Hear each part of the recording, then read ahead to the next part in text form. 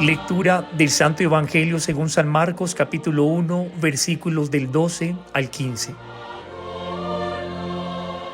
Enseguida el Espíritu lo empujó al desierto. Estuvo 40 días en el desierto y fue tentado por Satanás. Vivía entre los animales salvajes y los ángeles le servían. Después de que tomaron preso a Juan, Jesús fue a Galilea y empezó a proclamar la buena nueva de Dios. Decía: el tiempo se ha cumplido, el reino de Dios está cerca. Cambien sus caminos y crean en la buena nueva.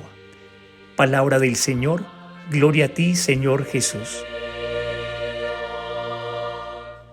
La liturgia de la palabra del primer domingo de Cuaresma nos ofrece el relato de Jesús en el desierto y allí la tentación por obra de Satán, según la versión breve y sobria del evangelista Marcos. Tal vez son más conocidas para nosotros las narraciones más extensas de Mateo y Lucas, lecturas propias de los ciclos A y C del año litúrgico en la Iglesia Católica. Y tal vez las preferimos porque parecen ofrecer más materia para nuestra meditación. Sin embargo, la versión de Marcos tiene matices interesantes, no recogidos por sus paralelos en Mateo y Lucas. En el Evangelio de hoy distinguimos al menos dos partes. Jesús es llevado al desierto y es tentado. Jesús comienza su anuncio testimonial en Galilea. El Evangelio de Marcos 1, 12, 13 está precedido por el relato del bautismo del Señor. Allí los cielos se rasgaron y el Espíritu se posó sobre Jesús, como en su nido, según la profecía de Isaías. Reposará sobre él el Espíritu del Señor. Pues bien, ese mismo Espíritu empuja a Jesús al desierto, en donde permanece 40 días y es tentado por Satanás. Esta conjunción agua-desierto número 40, tentación, nos lleva a pensar en el episodio del paso del Mar de las Cañas y del camino a través del desierto del pueblo de Israel hasta llegar a la tierra prometida. Jesús es el nuevo Israel, empujado por el Espíritu, revive la experiencia de su pueblo, el paso por el mar, la tentación en el inmenso desierto y la llegada a la tierra prometida, símbolo de su nueva vida resucitada. Estamos delante de la experiencia de un nuevo éxodo, el paso definitivo, el cual será consumado con la Pascua de Jesús al final de su vida en Jerusalén. Pero Jesús, contrario al pueblo de Israel, muestra en esta experiencia de desierto cómo su corazón pertenece por entero a Dios, en medio del hambre y la sed más acuciantes en un desierto, y por ello capaces de suscitar la desconfianza y la murmuración contra el Dios de la vida. Jesús permanece en la prueba, con un corazón entero y entregado para su Abba. El Evangelio de Marcos es parco en su narración, nos cuenta poco y deja nuestra curiosidad anhelante e insatisfecha. En aquellos 40 días, dice el evangelista, Jesús fue tentado por Satanás, pero no dice cómo fue la tentación ni cómo respondió Jesús a ella. Para encontrar alguna noticia sobre estas cuestiones, debemos acudir, como ya se dijo, a los textos de Mateo y Lucas. Para Marcos, la contemplación de esta escena de Jesús no necesita más noticias, basta saber un solo dato. Jesús fue tentado como uno de nosotros, según lo dice también el autor de la homilía a los Hebreos. Jesús, el Hijo de Dios, ha sido probado en todo como nosotros, excepto en el pecado. Los 40 días y las 40 noches nos remiten también al tiempo de Moisés en el Sinaí, sin comer pan y sin beber agua, mientras escribe en las tablas las palabras de la alianza, y a la vez encontramos una alusión al tiempo del camino de Elías por el desierto, hacia el encuentro de Dios en Horeb.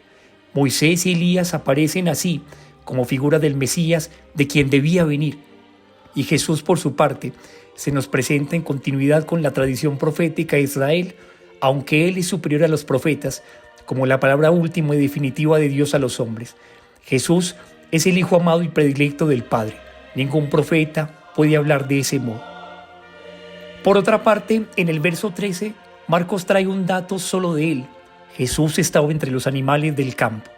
Esta información no aparece ni en Mateo ni en Lucas. Marcos habla de animales del campo. Y nos llama la atención este comentario porque Jesús está en el desierto.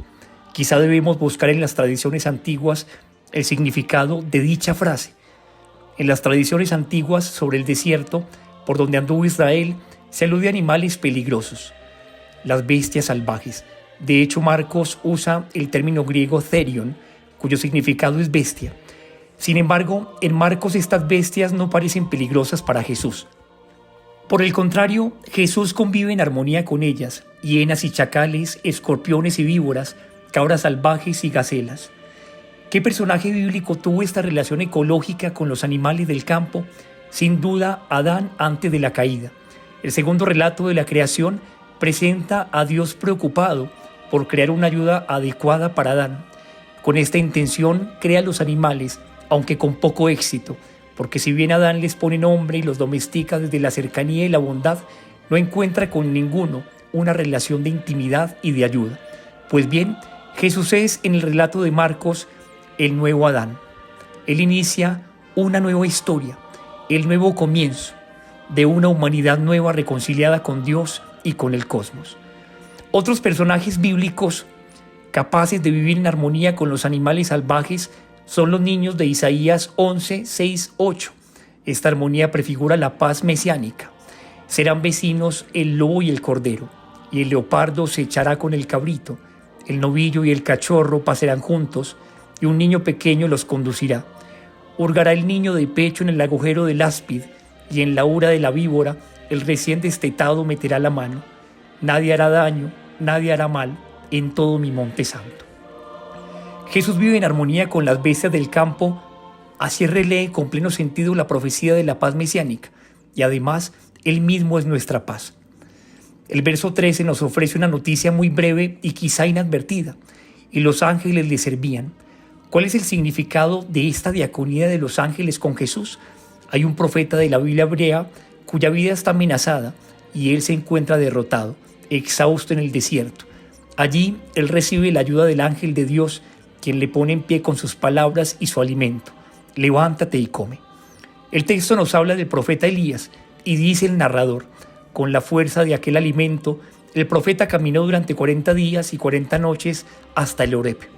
Para Marcos, Jesús supera a Elías, tenía su única fuerza y alimento en Dios. Como dice en Juan 4, 32, 34.